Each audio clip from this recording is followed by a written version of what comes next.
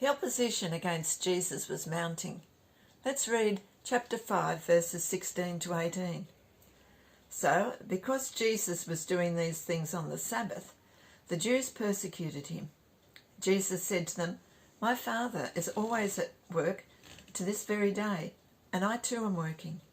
For this reason, the Jews tried all the harder to kill him. Not only was he breaking the Sabbath, but he was even calling God his own Father, making himself equal with God. They had two accusations, that he was a Sabbath breaker and a blasphemer. He was calling God his own Father. As for the Sabbath, the fourth commandment says, remember to keep holy the Sabbath, and on it do no manner of work. The scribes and Pharisees for years had been adding details to what it meant to work on the Sabbath. Phil and I were in Israel and staying at a motel on the Sabbath. It had two lifts, one for the odd numbers and one for the even numbers. That was so that on the Sabbath the Jew could go into the lift and he wouldn't have to work by pushing the lift buttons. That's how finicky it was. Read Matthew 23. Jesus really gets stuck into the Pharisees in this chapter. He says, "You tie up heavy loads and put them on men's shoulders. You strain at a gnat and swallow a camel." In Luke 13, he talks about the fact that on the Sabbath they could untie their ox or their donkey and let them out the stall. And yet when he tried to set free a woman who'd been bound by Satan for 18 years, they said, "Oh no, not today." Mark 2:27 says, "Sabbath is for man, not man for the Sabbath." What Jesus is saying is the purpose of the Sabbath is for us. It's to have a day of rest and to have a day of worship. Jesus said in Matthew 11:28, "Come to me, all who are burdened and heavy laden, and I will give you rest."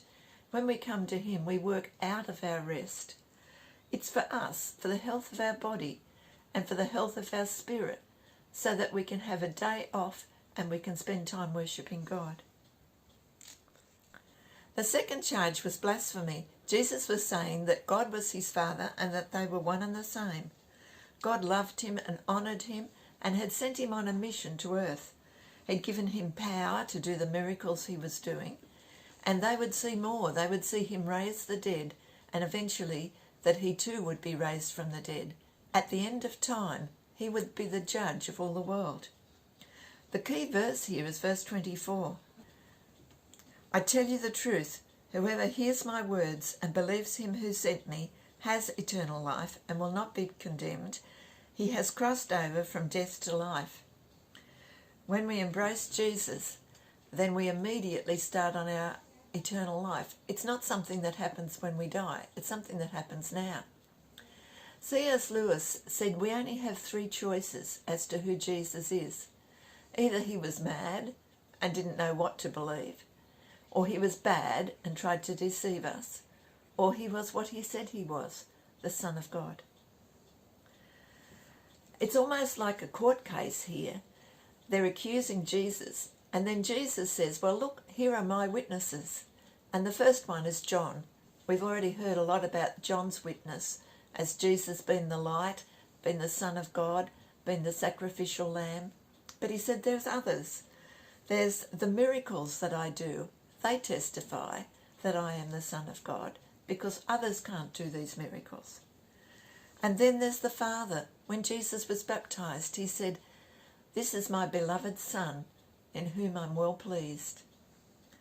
The scriptures attest to Jesus. I have a book called Christ in All the Scriptures, and it shows you that every single book of the Bible points to Jesus. It's his story. And then the last one he mentions is Moses. The first 5 books of the Bible, the Pentateuch, are the foundation of the Jewish faith, and Moses wrote them, and they point to Jesus right from the beginning. In Genesis 3:15, it talks about the seed of the woman that would crush the serpent's head. Then you have Abraham offering his son on the altar of sacrifice, a perfect picture of God offering Jesus on the cross. Today, God is in the dock. we hear people saying, how can there be a good God and he allows something like this coronavirus? And we need to do what Jesus did. We need to give testimony. We need to testify to what God has done in our lives. It's powerful. Next week, we're going to look at the supernatural. Read chapter 6, 1 to 24. There's 2 more miracles. What do they signify? And what effect did these miracles have on the crowd? Bye.